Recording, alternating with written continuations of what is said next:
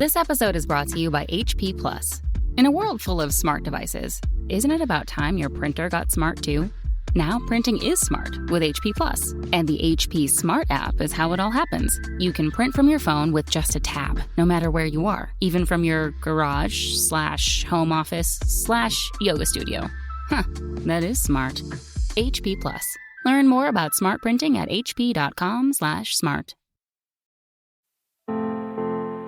Today, SpaceX dominates the commercial space industry with its rockets launching astronauts and cargo to the International Space Station, soon maybe to the Moon and Mars. So it's easy to forget that in 2008, it was one explosion away from bankruptcy.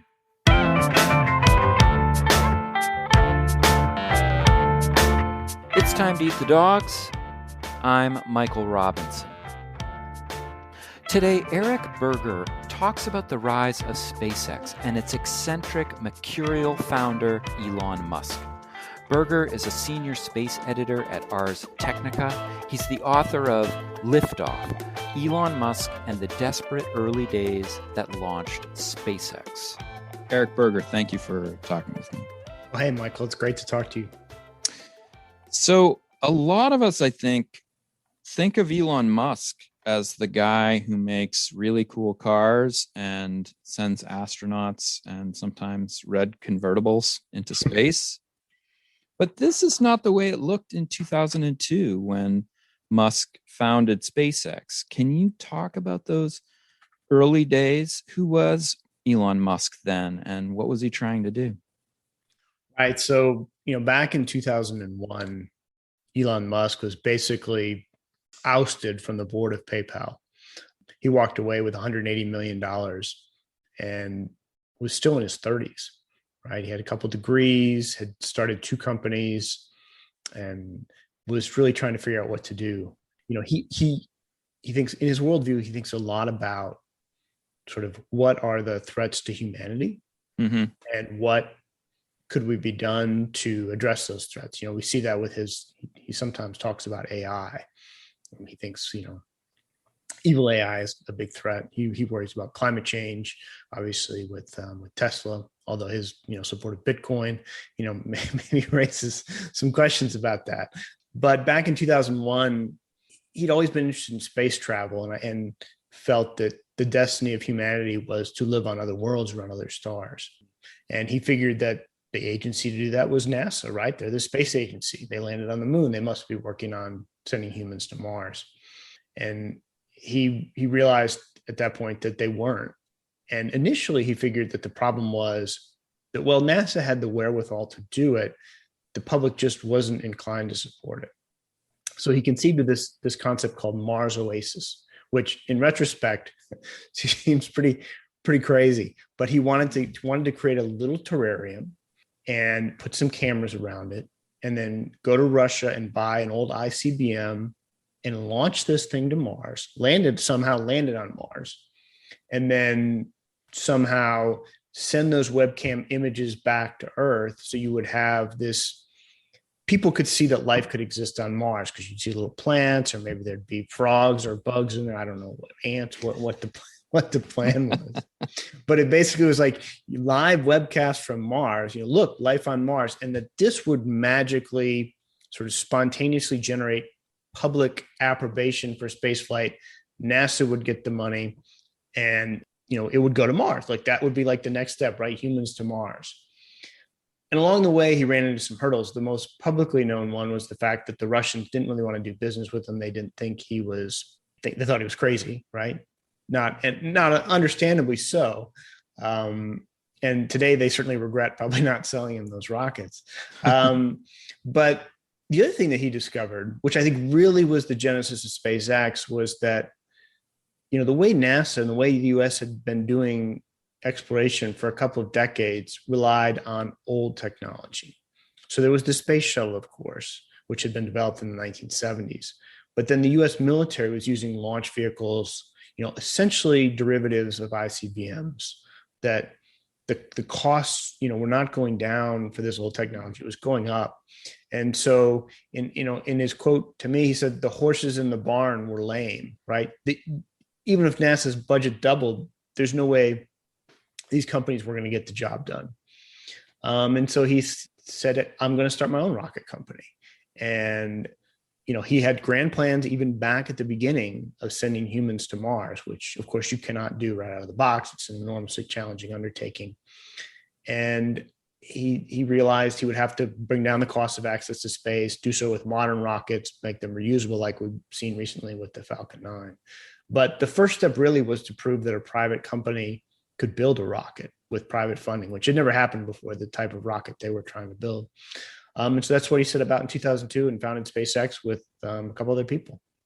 You mentioned that Musk's idea seems almost kind of harebrained in retrospect to create a little terrarium on Mars, but he's doing it for the process of promoting, right? It makes me think. It makes me think actually how much he does on social media and how different he is as the leader of a space company.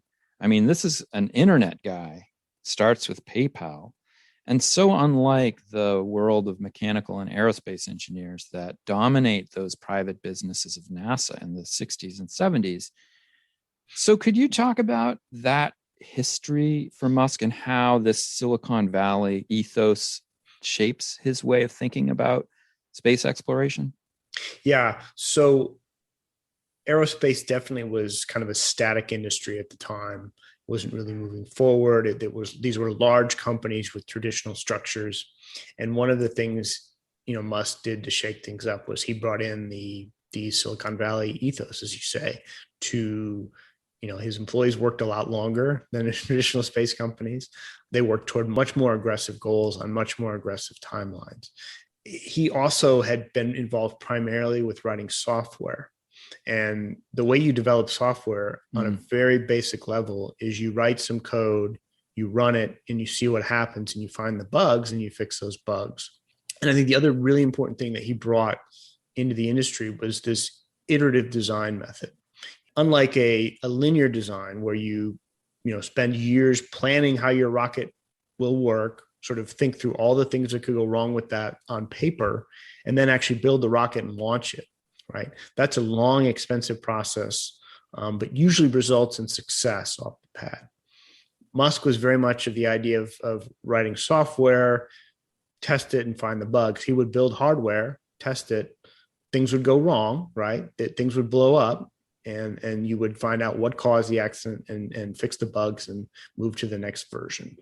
And so I think that as important as the long work hours were, I think it was sort of that idea of being willing to fail in hardware development that was really important. One of the quotes I actually wrote down from your book was in the early days when Musk is thinking about starting SpaceX and his friends and collaborators are really trying to ward him off from what they view as a completely ridiculous project. You say one of his guys, a guy named Resi, quote, created an hour-long video compilation of rocket failures and forced Musk to sit down and watch it. I thought that was funny, but I also thought it was interesting because now if you go to YouTube, it's almost as if SpaceX revels in its videos of its rockets blowing up. Why is there such a attitude towards almost reveling in failure at SpaceX? I can think of at least a couple reasons for that. One would be the fact that they kind of like to flaunt to the rest of the industry that this is how they do it. Look, we're not scared of our failures. Here they are. They make for great video. And oh, by the way, it leads to success, right? We do it better and faster than you do it and kind of in your face. The other thing is young engineers. And these are the people you want to come work for your company, the best and the brightest, because that's really what makes a space company go is the quality of your engineers.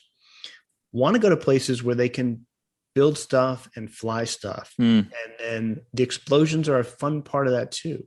I mean, think about it. If you were on this Space Launch System program at NASA, you spent a decade of your life designing, building that rocket, and it finally lit its engines for the first time a few weeks ago. And it may launch next year. But at SpaceX, the engineers were not pushing paper. They were building things in the factory, taking it out to the launch site and seeing what happened.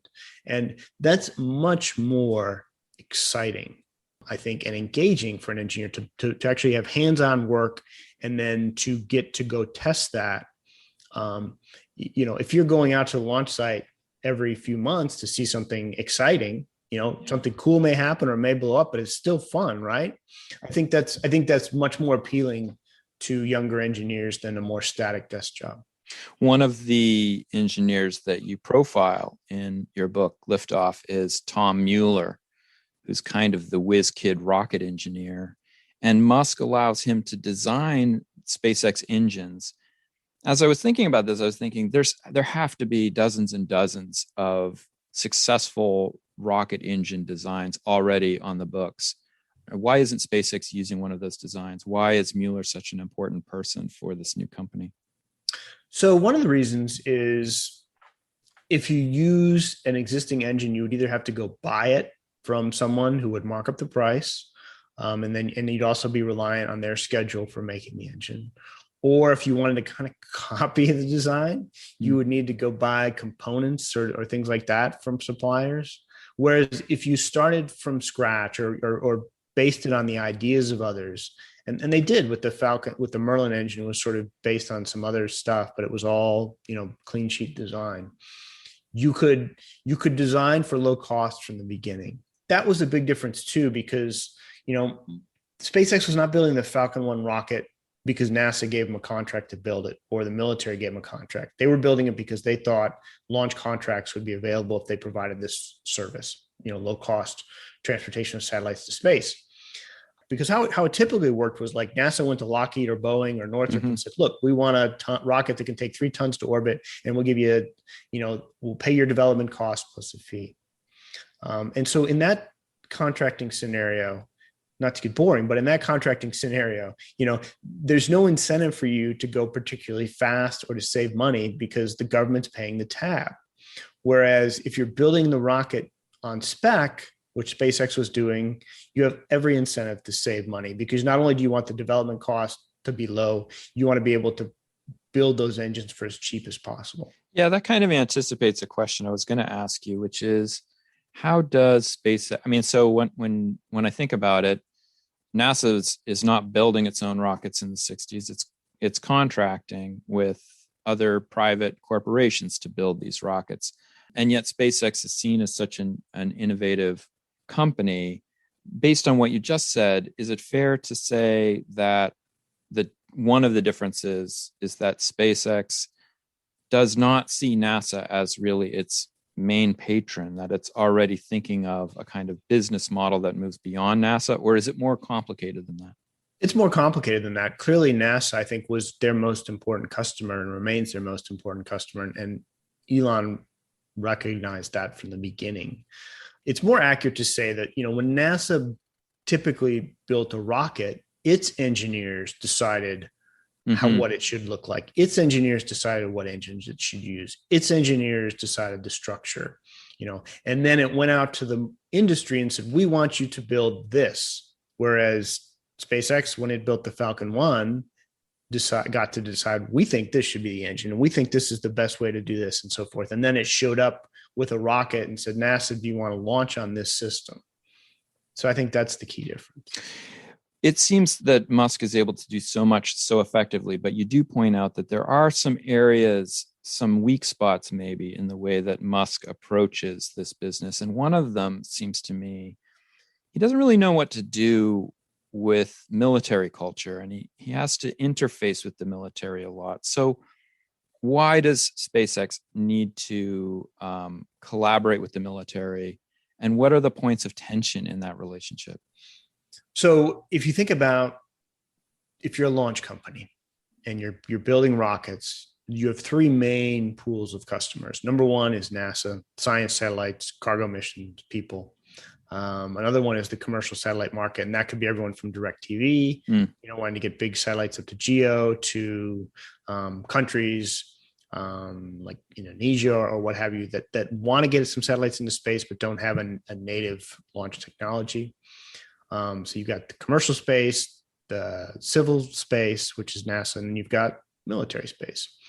And oftentimes the military contracts are the most lucrative because they're these high value assets, and the military is willing to pay more for what's called assured access to space and sort of safe access.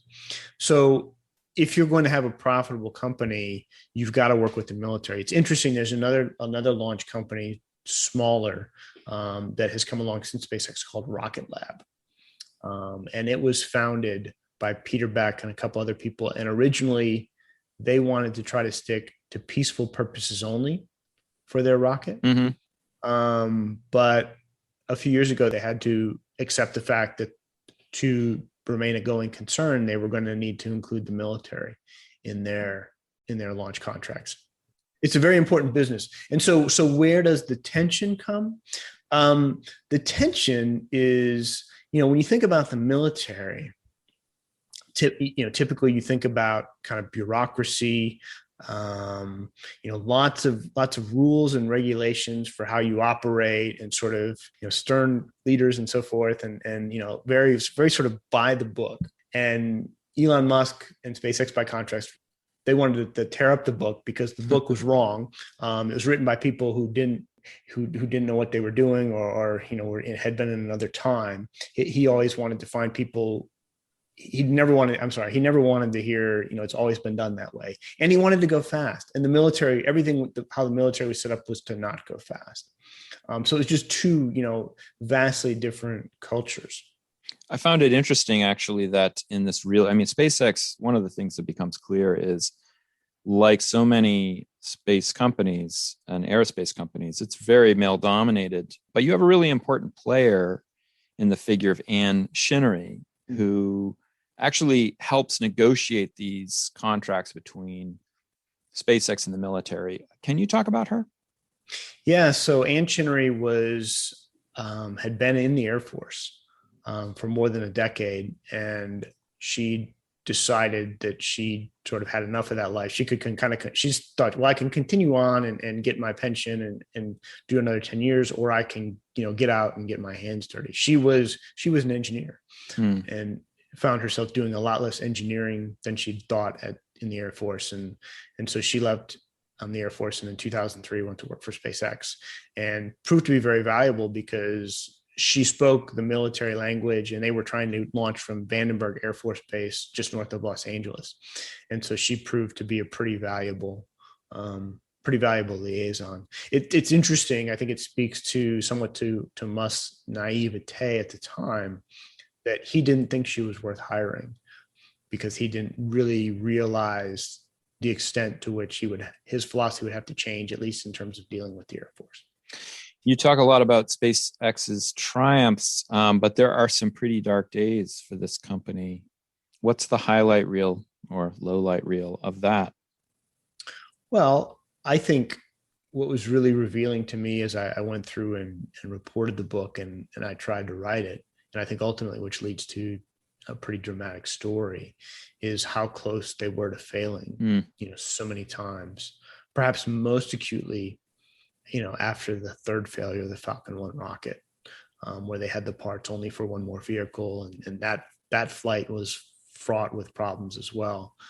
But again, even after that success, if they hadn't gotten a key NASA contract, they would have failed in late 2008 just because they didn't have funding to continue. And then you could go back even earlier, I think in 2006, another NASA contract really helped them to grow. And if they hadn't gotten funding then, I don't think they would have survived through 3 flights of the Falcon 1 rocket. So it was just, really touch and go. And if you try to think about the space industry today without SpaceX, which has, gone on to just disrupt almost every facet of spaceflight, it probably would still be kind of the boring, slow-moving world, the way things had always been done. Because while there's this burgeoning, flourishing commercial space industry now, I don't think a lot of the funding that's come into that environment over the last decade happens if SpaceX doesn't have success and lead the way. I was kind of amazed at the access you got to Elon Musk, as well as those early founders of SpaceX. You have so much direct quotation of Musk and his crew. And he's a very difficult guy to get. There's a lot of people who are demanding his attention. And so I wanted you to talk a little bit about what kind of access did you have to Musk, and what were your impressions of him, and what surprised you given how public a figure he is?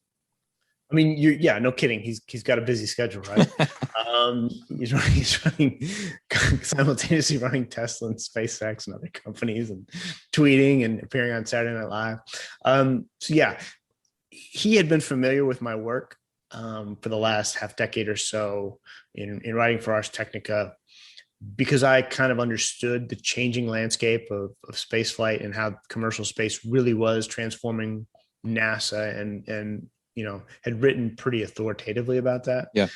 And certainly I was very sympathetic in my writings to SpaceX, because they were leading that change and really doing meaningful things. And so when I went to the company and him in 2019, and I said, look, I think there's a great story to be told about the Falcon 1 rocket. And I'd love to come in and write a book about it. And to be clear, Ashley Vance did a very fine biography of Musk. It was published in 2015, and he sort of touches on the highlights of the Falcon 1 story. So, I mean, spoiler alert, they do make it to orbit on that fourth flight, but there were lots of details. And my vision was not to sort of recreate the story through the eyes of Elon Musk. It was to tell the story of SpaceX through the eyes of him, but also about 10 or 12 other key players, and to really bring their stories into the overall narrative. And then sort of in the second half of the book, you're sort of living these tragedies and successes through their eyes, right? And that was the vision. And basically, I told Elon that, and he told me, well, okay, the one thing he wanted was for the story to be accurate. And so once he decided that I was probably an okay person to write this book, he basically told his people that I should talk to whoever I wanted.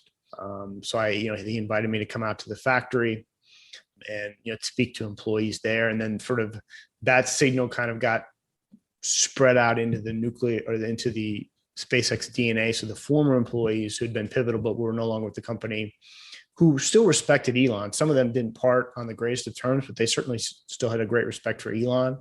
But it freed them to talk freely to me, and really tell me all the the good stories about those early days. And so, yeah, I mean, I talked to Elon a lot for the book, but I also talked to dozens and dozens of other people who were at the company early on to flesh out the narrative. Yeah, my impression from reading your book is that you view SpaceX under Musk as a really tough, very demanding, but also inspiring environment where a lot of stuff gets done. There are other people who see it more negatively. I mean, Musk has been profiled by a bunch of different places, and there's no small share of critics. But Business Week ran an article on him and interviewed a number of his former employees, and some of them said, yeah, if you have a problem, I'll give you the quote actually from Business Week. It says, it's a culture in which if you don't have a solution to a problem and you don't have that problem resolved within a few days or a week, you're gone. So it's better to keep your mouth shut. And it seemed to me that was slightly at odds with the way that some of his people talk about SpaceX as being kind of inspiring. What are your thoughts on that? I think you could look at that through a couple of different lenses. First of all, yes, if you were not bringing something to the table that Elon valued or that was important to SpaceX, you were gone. Like a lot of people washed out of the company, and not just because of the long work hours. It was because they came in and didn't like the demanding culture, or maybe they just didn't fit in and they were gone. But, I tried to talk to all of the people who were actually on Kwajalein Atoll during those early days. And that's the Marshall Island launch, right? So these were the most important people, right? Who went with the rocket out to Kwajalein Atoll and actually, worked on it and launched it. And I wanted to, and so I talked to some people who, had like Jeremy Hallman is one of the people in the book who got into a big shouting match with Elon and left on not good terms at all. But even he respects Elon and what he's done. But I think that's fair. Elon Musk is a demanding boss, and if he thinks you screwed up or are worthless to his company, he'll tell you, right? I mean, he can be a jerk like that. But from his perspective, I think he views his lifetime as finite. He's about to turn 50 years old. And I think that may have a psychological effect on him that will be interesting to watch. But, he has set this insane goal of trying to settle the planet Mars. And so many things have to go right to get there. And you've got to push through so many technical, political, bureaucratic, and fundraising hurdles to accomplish this goal that he doesn't have much time. And if you're not able to help him toward that goal, then you're not of any use to him. And so, yeah, you could say he uses people. And I would say that's accurate. On the other hand, I would say the people I talked to for the book, so the earliest people, all felt that their time at SpaceX was worthwhile. So you could definitely find, I'm sure you could find other people who were not, who had a very negative experience, but I think that's generally the minority. And I think people who go to work for SpaceX and Elon Musk, first of all, they're smart, right? They're not stupid. I think they're pretty eyes wide open. Like, you're going there with the expectation of working these long hours, 70 to 80 hours a week for a lot of positions, especially when you've got projects to deliver. And you may only last a few years in that kind of environment. And the people there, they do turnover on their staff. I don't know that SpaceX's turnover is all that much higher than the aerospace industry average, but definitely it has the reputation of being a demanding workplace, and it is. But when you come out of there, you've not only got shares in the company, but you've got, an unbelievable bullet on your resume. You can go work anywhere else. So you take the good with the bad, I think. It really does come through your pages that Musk is a true believer, and he's been a true believer from the very beginning. And there is a kind of almost religious zeal to his desire to colonize Mars. And so much of SpaceX is about facilitating that vision. I was wondering if you could talk about that vision itself, I was just thinking about the idea of creating a little terrarium on Mars where you're using Earth dirt and Mars dirt, and you're throwing all these organisms in the soil. I've had people on the podcast who shudder at the thought of taking this kind of pristine environment and just like throwing microorganisms into it. Yeah. So to what degree do you think Musk has thought out the ethics of that vision, or the right? So in his mind, he really doesn't give a crap about planetary protection, and that horrifies, as you say, some people. I would tell you what his vision is. The most important thing to him is that humans become a multi-planetary species. And it would be great if there was another Earth in our solar system. Then we would have a great planet to go to, but we don't. Hopefully there are Earths around other stars, right? Habitable worlds that we could go to and live on. But the fact is we can't, right? We don't have interplanetary travel. We don't have that capability. We don't have faster than light. We don't have sleep ships, whatever, we just can't do it. And so one day, hopefully we will. But if you're going to become a multiplanetary species, if you're going, and again, he's not saying the rich people are leaving Earth, right? We're all getting on a ship and y'all can rot in hell. He's saying that he has the vision of humans flourishing throughout the galaxy. And if a single asteroid can take out Earth, then the species ought to do better than that. You've seen the cartoon of the dinosaurs, looking up at the asteroid thinking, oh, if only we had a space program. Yeah. So his idea is that should be humanity's destiny. And the first step, because there's no great places to go in the solar system, Mars is a pristine world, but it's a pristine world because it has almost no atmosphere and it's a lifeless, dead, cold surface. But it does have a thin atmosphere. It does have ice at the poles. It does have some other things that you could be useful in building structures or things like that.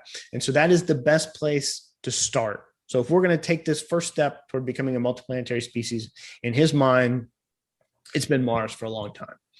And so, if you're an environmentalist worried about the Earth, great. He's trying to build electric cars, right?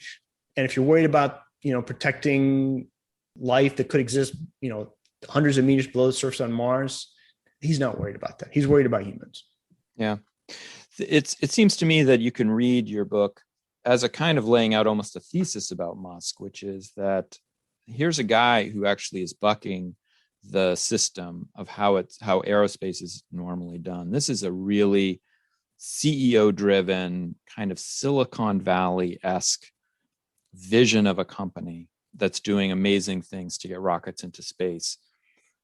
But I was also thinking, there might be limits to that kind of single guy vision of a company. And you're in a situation, you've spent so much of your career actually looking at this industry and looking at those kind of old space industries, which are run by committees and by bureaucracies. Do you think there's a limit to what Musk can accomplish as a kind of visionary?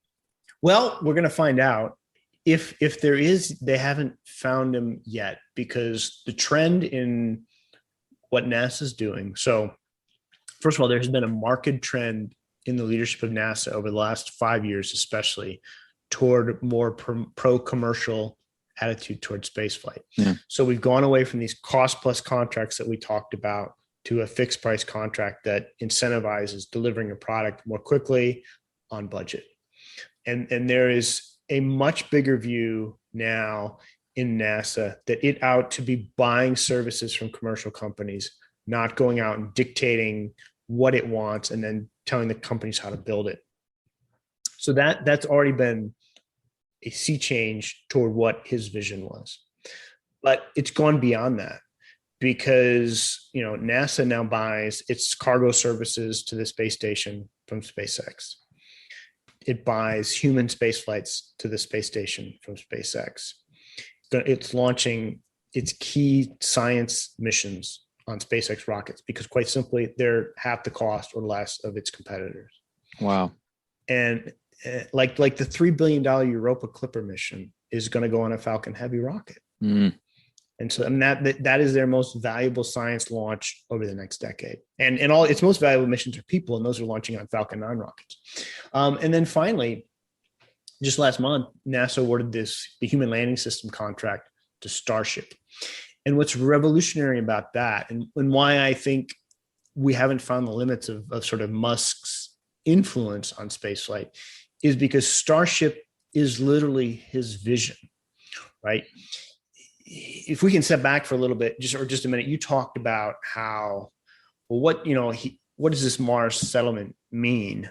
What it means is like he wants to build what the quote self-sustaining settlement on the surface of Mars. So that's something where, like, if you have thousands of humans on the surface of Mars and they're cut off from Earth by whatever, they can survive. Mm. And he's done, and so if you do that, you've got to have factories on Mars. You've got to have the ability to grow food. You've got all these things, right? You think about 3D printing, blah blah blah.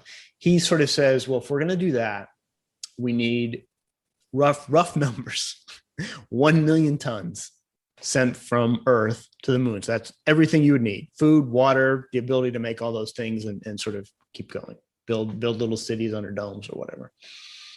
So 1 million tons. To help conceptualize that number, Michael, we all celebrated earlier this year when NASA landed the Perseverance rover on Mars, right? And it's great. The helicopter's flying. It's pretty cool. That rover was a little more than 1 ton. Yeah. So 1 million tons is a lot, but Starship is designed to be the vehicle that makes that happen. Because if it is successful, and I'm not sure it will be, but if anyone can do it, SpaceX can, given their history of success over the last decade. This is a vehicle literally that can fly, hundreds of tons or 150 tons into low Earth orbit, and then take those tons after being refueled onto Mars. So, and it can be flying often. It's reusable. It's low cost because if it's reusable, then your primary cost is the fuel, which is just methane and liquid oxygen. So when he looked at the problems 20 years ago, he said, wait a minute, if it costs $300 million to get 20 tons into low Earth orbit, how are we going to we can't even send humans to Mars, let alone build a settlement. So he has been working toward rocket reuse and now has this big launch vehicle that they're testing and blowing up, this iterative design, but they're making progress. And so to have NASA come in and say, okay, Starship is experimental, but we think it's probably the best system that will be developed soonest enough to get humans down on the surface of the moon from low Earth orbit. So like I said, I'm not sure we've reached the limits yet. NASA seems pretty happy with his vision now and is helping to facilitate it. He could certainly undermine that. He says very controversial things on Twitter, but he smoked weed on the Joe Rogan show, and NASA did a safety culture audit, and they're more now intertwined with NASA than ever before. Eric Berger, thank you so much for talking with me. Oh, it was fun. That's it for today. The music was composed by Zabrat. Make sure you check out the Time to Eat the Dog's website for podcast links and other exploration-related stuff. And if you get the chance, please take a minute to rate and review the show wherever you get your podcasts. It really helps make the show visible to new listeners.